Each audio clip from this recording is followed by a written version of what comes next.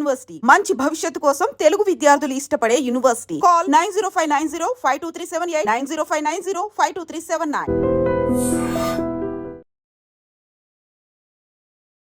నమస్కారం, welcome to I dream. ధర్మ మార్గం విత్ విజిత కార్యక్రమానికి స్వాగతం.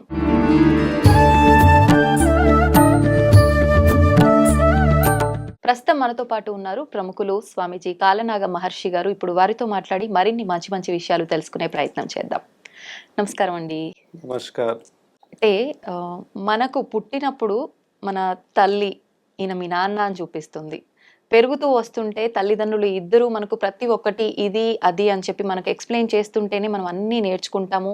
ఓహో ఇది ఈయన నాకు ఇది అవుతారు, ఆయన నాకు అది అవుతారు, ఈయనే భగవంతుడు అని చెప్పి కూడా తల్లిదండ్రులే చూపిస్తారు పిల్లలకి. అసలు నిజంగా భగవంతుడు మనకు ఎలా పరిచయం అయ్యాడు, ఎవరు మనకు పరిచయం చేశారు, అసలు భగవంతుడు అంటే ఎవరు అంటే ఏం చెప్తారు? మీరు అడిగిన విషయం చాలా ముఖ్యమైన జన్మంతర ప్రశ్న. ప్రతి భక్తునిలో ఉంది ఈ ప్రశ్న. భగవంతుడు ఎవరు గుర్తించారు? మొదటగా అవును, భగవంతుడు ఎవరు, ఎలా గుర్తించారు, ఎలా ఈ విశ్వానికి తెలియపరిచారు, ఎవరు తెలియపరిచారు, అందరికి ఎలా చేరింది ఈ అంశం అనేది. అవునండి, తల్లిదండ్రులు మొదలుగా పరిచయం చేస్తున్నారు ఆ భగవంతుణ్ణి. మరి ఆ భగవంతుణ్ణి తెలుసుకోవాలని ప్రతి ఒక్కరికి కోరిక, ఆశతో ఎన్నో గ్రంథాలు, ఎన్నో విశేషమైనటువంటి ఆ పూర్వ కథాంశాలన్నీ చదువుతున్నారు. చదివేసి కనిపెట్టాలి భగవంతుని, మేము కూడా కనిపెట్టాలి. నిజమా, అది అబద్ధమా, అది సత్యమా, లేదా అది ఒక మాయన, ఆటన అని వాళ్ళు చాలా మంది భక్తులు కూడా ఈ అంశాన్ని మేము కూడా భగవంతుని కనిపెట్టాలి, అలాంటి అంశం ఉందా, ఎలా భగవంతుని గుర్తించాలి, ఎలా ఎవరు పరిచయం చేశారు, మేమెలా కనిపెట్టాలి, మేమెలా దాన్ని ఆనందాన్ని పొందాలి, ఆ సత్య దర్శనము దేవుడిని ఎలా తీసుకోవాలని ఇప్పటికీ చాలా మంది భక్తులు వెతుకుతూనే ఉన్నారు ఈ ప్రశ్నని. ఈ ప్రశ్నని మీరు ఎంచుకున్నందుకు చాలా ముఖ్యమైన అందరి తరపున ధన్యవాదాలు తెలుపుతున్నా. ఈ మొదటగా స్వామివారిని నమస్కరిస్తాం. అలాగే. ఓం కాల భైరవం నమామి సర్వదేవత అనుగ్రహ సర్వదేవత శుభం పూయతే. అన్నిటికీ శుభములు కోరుకొనే దీన్ని మొదలు పెడుతున్నాము. సమస్తము మనము కంటి ద్వారా చూస్తున్నాము. జన్మ మేలుకున్నాక మొదటి జ్ఞాపకం కళ్ళు తెరవడమే. కళ్ళు తెరిచిన తర్వాత మనం చూసేది తల్లిని. తల్లిని మన సంరక్షణలో నిత్యము చూడడం వల్ల ఆమె మన తల్లి, మన క్షేమంకి గుర్తు ఆమె అని నిత్యం చూడడం వల్ల మనకు అనిపిస్తుంది. ఆమె మన తల్లిగా మనం అంగీకరించుకొని పెరుగుతాము. తల్లి తండ్రిని పరిచయం చేస్తుంది. బాబు, నేను ఒక్కదాన్నే నిన్ను కనలేదు, మా ఇద్దరి సంగమంలో నీ జన్మ ఉంది, ఈయనే నీకు తండ్రి అని తల్లే తండ్రిని పరిచయం చేయాలి. అలా మన జన్మకి మొదటి దశ తల్లి, రెండవ దశ తండ్రిని కనిపెడతాం. ఇక మూడో తర్వాత సహచరులు, బంధుమిత్రులు అందరూ వస్తాయి. కానీ తల్లిదండ్రులని మనం ఎంత ఆరాధిస్తామంటే మన ప్రాణమే వాళ్ళు ఇచ్చారు కాబట్టి మనం వాళ్ళకి దాసులమే. వాళ్ళు ఏది చెప్తే అది చేయాలి. తల్లిదండ్రుల క్షేమం కోసం అవసరమైతే నా ప్రాణమైనా నేను పనంగా పెట్టి కాపాడుకుంటా అనేటువంటి ఒక విపరీతమైన గాఢ ప్రేమ సృష్టించబడుతుంది మొదట్లోనే. ఈ యొక్క దశకం పుట్టుక నుంచే మొదలవుతుంది. చాలా మంది మధ్యలో తప్పిపోతున్నారు. తల్లిదండ్రుల కంటే లోకం మీద, సమాజం మీద, కోరికల మీదకి వెళ్ళిపోయి తల్లిదండ్రులను గాలి కొదిలేస్తున్నారు. కానీ ఇక్కడ తల్లిదండ్రులు ఇచ్చే జ్ఞాపకం నుంచే దైవం అనేది మొదలు పెడుతున్నారు. తల్లిదండ్రి ఈ సృష్టిలో ఉన్నటువంటి ఈ పంచభూతాల్లో ఉన్నటువంటి ఆ విద్యలను కానీ మాటలను కానీ చెప్పే ముందు ఆకాశానికి నమస్కరించుకోమని చెప్తారు, అగ్నికి దండం పెట్టమని చెప్తారు. అక్కడ ఏముంది, అగ్నే కదా అంటే కాదు, దాని వెనక భగవంతుడు ఉన్నాడు. అర్థమైందా? దాని వెనక భగవంతుడు ఉన్నాడు. ఇగో ఈ దేవాలయంలో శివుడు ఉన్నాడు, ఈ దేవాలయంలో అమ్మవారు ఉంది, మరి అక్కడ దేవుళ్ళు ఎవరు కనిపిస్తలేదు కదా అంటే, లేదు, దాని వెనక భగవంతుడు ఉన్నాడు. ఆ, ప్రతి పదార్థం వెనక భగవంతుడు ఉన్నాడని తల్లే నేర్పుతుంది మొదటగా. అవును. మనకి ఏ గురువు సమాజంని పరిచయం లేక మునిపే ఉమ్, ఉమ్, తల్లే స్వయంగా ఈ యొక్క అధికారాన్ని తీసుకొని, ఉమ్, ఇగో భగవంతుడు ఇక్కడ ఉన్నాడు, అక్కడ ఉన్నాడు, ఇగో శాస్త్రాల్లో ఉన్నాడు, ఇగో ప్రజల్లో ఉన్నాడు, ఇగో మంచిలో ఉన్నాడు, చెడులో ఉన్నాడు అని ఒక తల్లి తండ్రి మాత్రమే మొదలుగా ఆ యొక్క ఆచరణ, ఆ కనువిప్పు కలిగిన శిశువుకి, ప్రాణం పోసిన శిశువుకి వారే నేర్పుతున్నారు. అవును. అలా ప్రతి ఇంట్లో ఆ తల్లి ఆ బాధ్యత తీసుకొని భగవంతుని పరిచయం చేస్తుంది. ఉమ్, ఇప్పుడు ఇదే ప్రశ్న ఉమ్, అందరికీ ఉంది. అవును. మీరు అడిగిన ప్రశ్నే భక్తులందరికీ ఉంది. భగవంతుని ఎవరు పరిచయం చేశారు? అంతటి శక్తి మొదల ఎవరికి వచ్చింది? ఉమ్, అసలు ఇంతమంది ఉన్నారు. ఈ యొక్క భగవంతుని వీళ్ళు ఎలా కనుగొన్నారు? అది ఎలా సాధ్యమైంది ఉన్నాడని? ఉమ్, మహిమలు అయితే జరుగుతున్నాయి, కానీ మరి భగవంతుడు ఎలా పరిచయం అని ఈ చరిత్రని మనం తీసుకుంటే గనక ఉమ్, కొన్ని వందలు వేల సంవత్సరాలకు ప్రయాణం మానవాళి యొక్క మొదటి క్రమం నుంచి వెతుక్కోవాల్సి వస్తుంది ఇప్పుడు ఈరోజు. ఓకే. ఆ మొదటి క్రమము యుగాలు యుగాలు నడుస్తుంది. ఇది ఉమ్, యుగాలు యుగాలుగా మానవులు భగవంతుని పూజిస్తున్నారు. ఉమ్, కొద్ది మంది మాత్రమే దేవుణ్ణి దర్శనం, సత్య దర్శనం చేస్తున్నారు. మిగతా వాళ్ళంతా ఇది మూఢం అనుకోవడం, భ్రాంతి అనుకోవడం, అవును. ఇదంతా ఒక కళ, ఇది నిజమో అబద్ధమో అని ఎన్నో కథాంశాలు మనం చూస్తున్నాం. ఇక్కడ భగవంతుణ్ణి పరిచయం చేసిన వారు ఉమ్, ఎవరు అని అంటే, మనందరికీ తెలిసిన మూలం వెతుక్కుంటే గనక మనకు ఋషులు, ప్రాచీన కాలంలో ఉన్న ఋషుల పేరు అనేది మనకి చివరిగా గుర్తొస్తుంది. ఓకే. ఋషులు మనకి వాళ్ళు ఏ విధంగా భగవంతుణ్ణి కనుగొన్నారు ఈ యొక్క భూమి ప్రాంతంలో అంటే, ఉమ్, ఋషులు నిత్యం యజ్ఞం చేస్తుంటారు.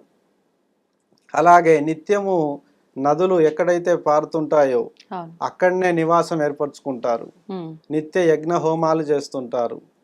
అగ్ని, నీరు, గాలి, వీటిని కంట్రోలైజేషన్ పవర్ని వాళ్ళు అనుసరిస్తూ వెళ్ళగా, ఎంత తెలివి కలిగిన వాడైనా సరే ఓ చివరంచుకు పోయి ఆగిపోవడమే ఉమ్, జరుగుతుంది. చివరి దాకా వెళ్ళిపోతారు, ఏం అర్థం కాకపోతే అక్కడ ఆగిపోతారు. ఆ, అలా ఆగిన ప్రతిసారి ఒక యజ్ఞం చేయడం మొదలుపెట్టారు. ఆ, ఆగిన ప్రతిసారి ఒక యజ్ఞం చేయడం వల్ల కొంత కదిలేది ముందుకి. ఉమ్, అలా యజ్ఞం చేయడం వల్ల భగవంతుడు మనకి సహకరిస్తున్నాడని నమ్మి ఉమ్, ఆ యొక్క అత్యంతమైన శక్తిని, చివరి దశని దాటడానికి ప్రయత్నిస్తూ అనేక విశేషమైన జ్ఞానాన్ని వాళ్ళు పొందారు. ఓకే. పొంది ప్రతిసారి వాళ్ళని ముందుకు ఎవరు తీసుకెళ్తున్నారు?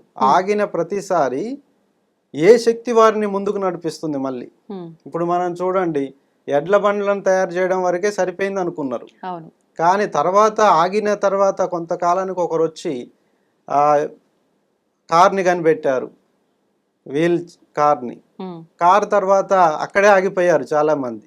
తర్వాత ఇంకొక వ్యక్తి ఆలోచించి చివరి దశన ఆగిపోయిన తరుణంలో ఇంకో వ్యక్తి వచ్చి ఏరోప్లేన్ కనిపెట్టారు. ఏరోప్లేన్తోనే ఆగిపోలేదు, మళ్ళీ రాకెట్ లాంచర్ కూడా మొదలుపెట్టారు. ఇప్పుడు కూడా ఆగుతుంది. అంతరిక్ష ప్రయాణం ఉందా లేదా మానవాళికని. ఉమ్, అలా ప్రతి ఒక్కరూ మేధావులుగా మారడానికి భగవంతుడే సహకారం చేస్తున్నాడు. అలాగే చివరి దశలో ఉన్న వారికి కూడా ఉమ్, ఈ జ్ఞాత్రం తెరవబడి వారికి ఏదో శక్తి అతీతంగా వచ్చి వారిని ముందుకు తీసుకెళ్లడం, అలాగే డెవలప్ చేసి మళ్ళొక యుగాన్ని ఆనంద పెట్టడం అనేది జరుగుతుంది. ఓకే. ఏ యుగంలో వ్యక్తులు కానీ ప్రజలు కానీ ఆనందంగా లేకుండా ఎవరున్నారు? అందరూ ఆనందంగా ఉన్నారు. ఈ భూమి మీద పుట్టిన ప్రతి ఒక్కరూ కష్టాన్ని చూస్తున్నారు, ఆనందాన్ని కూడా చూస్తున్నారు. అవును. కానీ నిజం తెలుసుకొని వాళ్ళ సంఖ్య ఎక్కువ ఉంది. ఏ నిజం? భగవంతుణ్ణి ఎలా గుర్తించాలి, ఆ, మనం ఎలా భాగస్వామ్యం అయ్యి ఉమ్, ఆ శక్తిని పొంది 10 మందికి మేలు చేయాలి ఉమ్, అనేటువంటి అంశం చాలా మందికి దొరకట్లేదు. ఉమ్, దొరకక ఎంతో మంది సిద్ధుల దగ్గర, వారి దగ్గర మంత్ర ఉపదేశాలు తీసుకుంటూ ఆ గురువులకి శిష్యులుగా చేరుకొని ఉమ్, అక్కడ ఉన్నటువంటి నిజంగా భగవంతుని చూడవచ్చా అనే కాంక్షతో శిష్యరికం తీసుకొని వేద పఠనం చేస్తూ అసలు ఎన్ని అంశాల్లో భగవంతుని కనిపెట్టొచ్చో అన్నీ వెతుకుతూనే ఉన్నారు. ఉమ్, అలా వెతుకుతూ ఆ ప్రయాణం యుగ యుగాలుగా మొదలవుతూ వస్తుంది.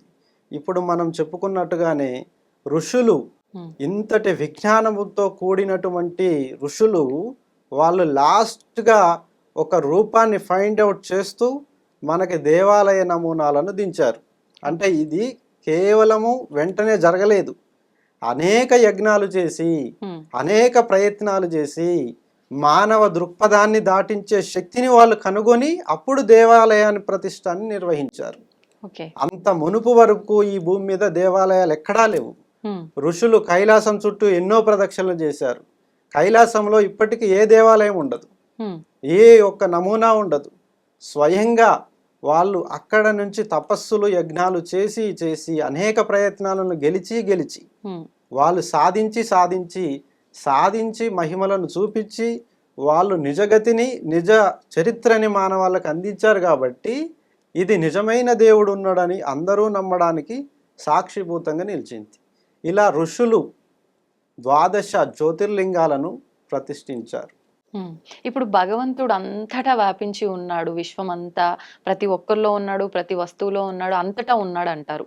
ఎందుకు ప్రత్యేకించి ఆలయమే నిర్మించాలి భగవంతుని పూజించటానికి?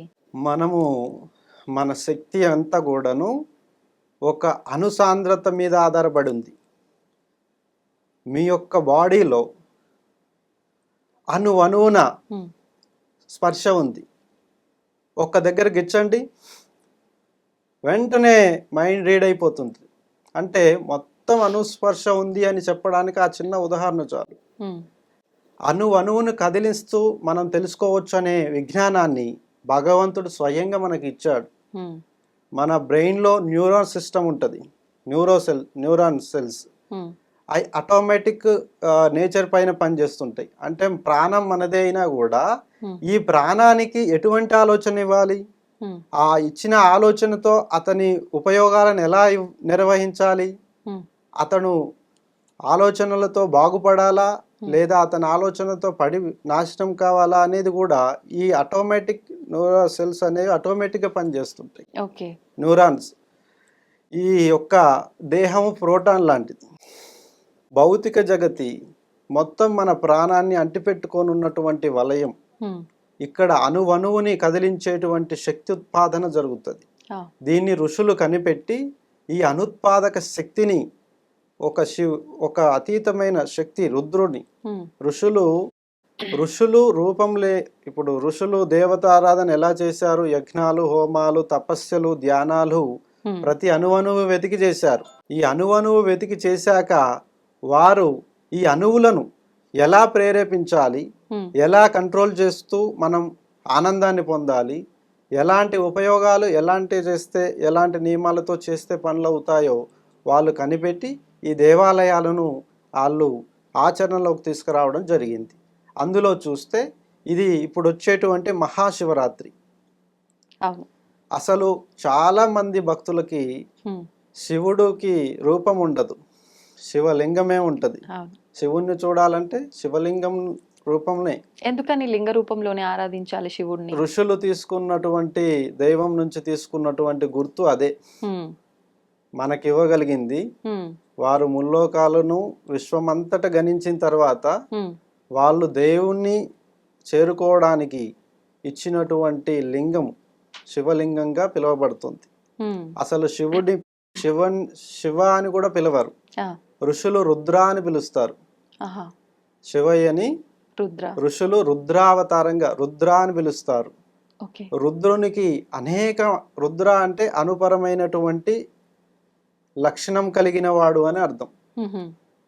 అందుకే అణువున శివుడు ఉంటాడు, శివాజ్ఞ లేనిది చీమైనా గుట్టదంటారు. అణువున ఉన్నాడు కాబట్టి ఆయన రుద్ర అని అతని పిలిచేవారు. ఇప్పుడు రుద్రుని నమక చమకాలు మనకు తీసుకుంటే గనక విశేషమైన రూపాలు ఉంటాయి. అంటే ఒక మనిషిలో ఈ శరీరంలో ఎన్ని గుణగణాలు ఉంటాయో అన్ని గుణగణాలను ధరించిన వాడు శివుడే అని ఋషులు ఎప్పుడో చెప్పారు. కానీ ఎంత చెయ్యాలో అంతే చెయ్యాలి, అతిక చేసిన నష్టమే, అసలే చేయకపోయినా కూడా ఏ లాభం లేదు. అలా రుద్రుని శివలింగముగా మార్చినటువంటి ఆ లింగోద్భవ కాలమే మహాశివరాత్రి.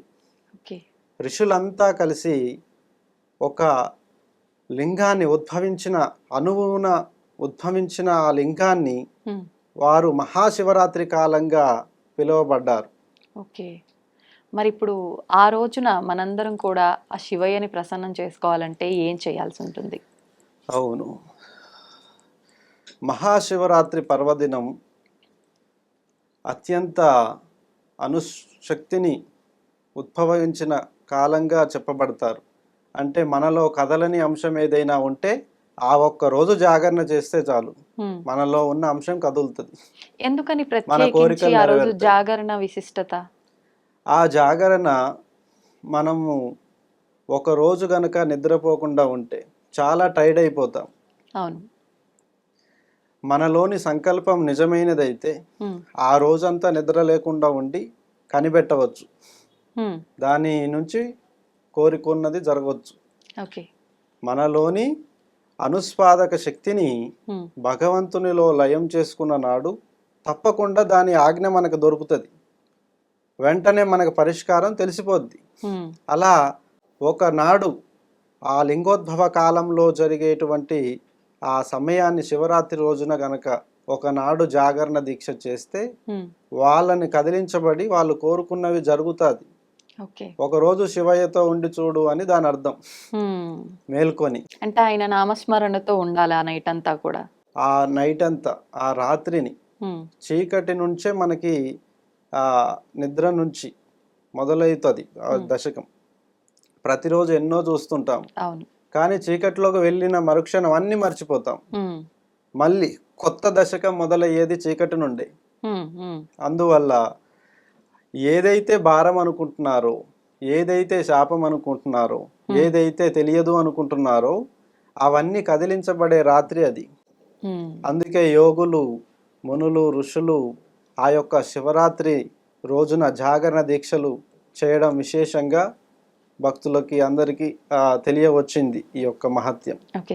ఇప్పుడు ఆ రోజున జాగరణ ఒక్కటే కాదు, ఉపవాసం కూడా చేస్తూ ఉంటారు. అవును. కొంతమంది చెప్తారు ఉపవాసం అంటే దేవుడికి దగ్గరగా ఉండి ఆయన నామస్మరణ చేసుకుంటూ ఉండడం అని. మరి కొంతమంది అసలు ఏమీ తినకుండా ఉండటమే ఉపవాసం అంటారు. అసలు నిజమైన ఉపవాసం ఏంటి? ఆ రోజు ఏది ఆచరించాలి? ఆ రోజు ఉపవాసం అనే నియమం ఎలా ఉంది అంటే, మనలో తీవ్ర కాంక్ష ఉంటుంది. ఉమ్, మనలోని తీవ్ర కాంక్షను భగవంతునికి చేర్చాలంటే మనం మైల పడకూడదు. ఉమ్, ఏదన్నా భోజనం తింటాము, అది అరుగుదల మొదలేసి అయినప్పుడు ఒక రకమైనటువంటి రేడియేషన్ ఉమ్, మన నుంచి ఉత్పన్నమవుతుంటుంది. ఉమ్, మనం ఎలాంటి భోజనం చేస్తే అలాంటి రేడియేషన్ అది ఎక్కువగాను తక్కువగాను ఉంటాయి. అవును. సాత్వికమైనటువంటి భోజనంని, దుంపలను, ఎందుకంటే దుంపలను కానీ పండ్లను కానీ స్వీకరించి సాత్విక భోజనంతో మాత్రమే భగవంతునికి దగ్గర కాగలం. ఆ, సాత్విక భోజనం కాకుండా వేరే ఏది తిన్నా కూడా ఉమ్, మన బాడీ సహకరించదు. రేడియేషన్ అత్యధికంగా ఉత్పన్నం అవ్వడం వల్ల మన శరీరం మనకే విసుగు తెప్పించి పడేస్తుంటుంది. ఓకే. నిద్రపోవడము లేదా కళ్ళు తిరగడం ఇవన్నీ కూడా మన యొక్క కోరికని, కాంక్షని, దేవుణ్ణి చేరుకునే లోపే ఉమ్, ఈ భోజనం విషయం అనేది అడ్డంకిగా మనల్ని వెనకకి పడేస్తుంది. ఓకే. అందుకే ఉపవాసం ఉన్న వాళ్ళ దృష్టి, గురి కానీ వాళ్ళు కోరుకున్న దశని త్వరగా చేరుకోగలడానికి ఈజీగా ఉంటుంది. ఉమ్, అందువల్ల ఆ రోజంతా ఆద్యంతం మొత్తం కూడా ఆ శక్తి నేరుగా వాళ్ళకి వరించడం కోసమే ఆ నియమం ఉంది. ఉమ్,